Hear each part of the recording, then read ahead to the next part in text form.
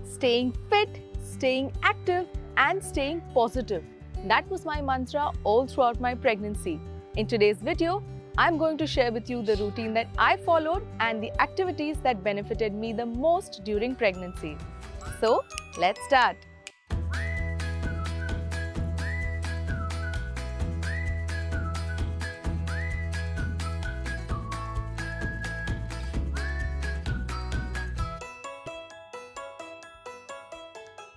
Hi, I'm Dr. Dhruti and welcome to Mama Knows Best. Have you heard of endorphins? Well, these are happy hormones which exercise is known to release. See, this gives you a sense of freshness, well-being and renewed strength. Exercise definitely was a stress buster for me and I religiously followed my fitness routine. It helped me improve my posture and helped me with problems like backaches, fatigue, so many things. See, physical activity is also known to lower the risk of excessive weight gain and may even prevent gestational diabetes, which is the diabetes that develops during pregnancy. See, exercise helped me with my leg cramps as well. Plus, it improved my breathing tremendously and I was able to get my sleep very well. And most importantly, my stamina improved significantly and that helped me endure the long labor hours. See, exercise, mainly the yoga exercises, they made me feel more flexible and helped with the process of vaginal delivery as well. And not just that, I have continued doing the same exercise routine after the delivery and that has extremely been helpful in regaining the tone of my body back.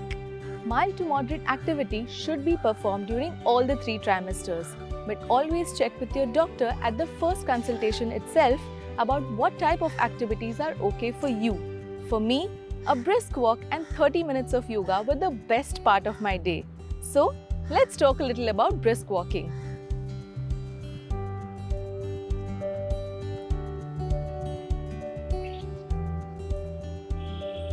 See, this activity provides a cardiovascular workout with relatively little impact on the knees and the ankles. When I was pregnant with Miraya, I would just take a quick nice stroll around the neighborhood. A safety tip here would be to choose a smooth and a non-slippery surface and avoid loose paver blocks or potholes. Also, if you go for a walk in the park, just be careful of any mud or soil on the walking path as this tends to get wet and slippery from all the water that is sprayed onto the plants. Yoga is a topic which is close to my heart as I cannot tell you how immensely that has helped me. This was the first time that I practiced yoga and it taught me to be aware of my surroundings and conscious about myself. Now, how did this help me in pregnancy, you would ask? Well, meditation improved my concentration and uplifted my mood, especially during the days when I was feeling completely uncomfortable. Things like clumsiness, falling, tripping, bumping into things, all of that reduced. Breathing exercises and stretching helped me improve my lung capacity, and it is said that this indirectly stimulates the blood circulation to all body muscles. I had joined this prenatal yoga class of a certified trainer. I have added her Insta link in the description box below. She takes classes online as well. A quick word of the wise here.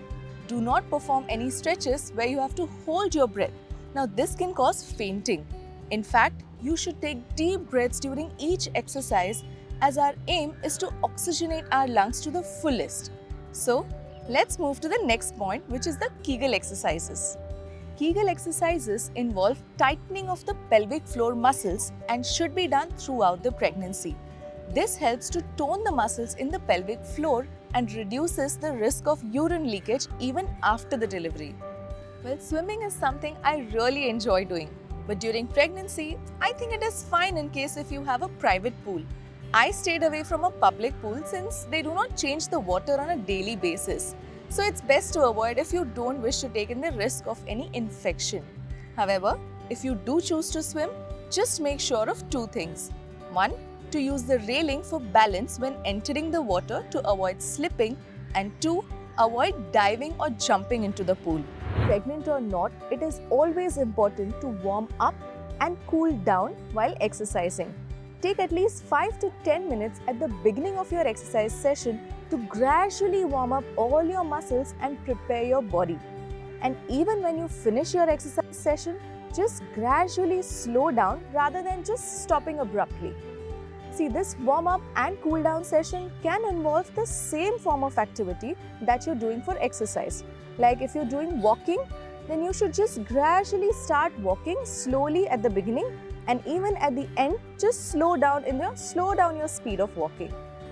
Now, some very important tip here. First, drink plenty of fluids and keep yourself hydrated even while you're exercising. I personally would carry a bottle of water with me at all times, as you really need to replenish and maintain the increased blood volume. Second, do not exercise on an empty stomach at all. Also, do not exercise immediately after a meal, as this would cause vomiting or reflux of food. I think you should have a meal at least 30 minutes before exercising. I would personally carry a banana or dates or chickpea or dry fruits with me at all times. And lastly, after the floor exercises, just get up slowly and gradually to avoid any dizziness. Let me quickly show you how. After you've completed exercises in lying down position, do not get up in this fashion.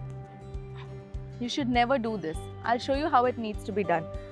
When you're lying down, just turn to your side, put your palm on the ground flat, take support of your hand and get up gradually. Alright? This was all about the exercises I did during my pregnancy.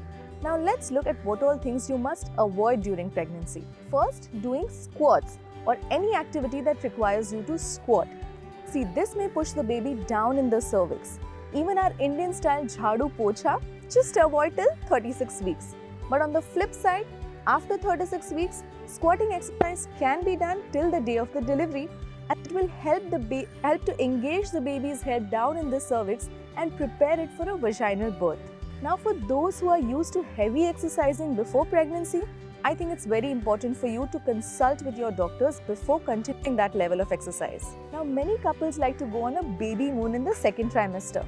Well, in that case, just make sure that your sightseeing activities will not include horse riding or trekking, hiking, or any outdoor bike rides or even scuba diving. And if you do visit an amusement park, just be careful and do not sit on any rides that will involve jumping, bouncing, or any sudden jerky movements. And lastly, a warning here. See, in case if you do experience fainting or dizziness or chest pain, severe breathlessness, rapid heartbeat, or even little bit of vaginal bleeding or cramps in your stomach, or if there is fluid leaking, then please stop exercising immediately and inform your doctor. And with that, we have come to the end of this video. I hope you found it useful, and in case if you know anyone who could benefit from this, then please share it with them. Until next time, Namaste.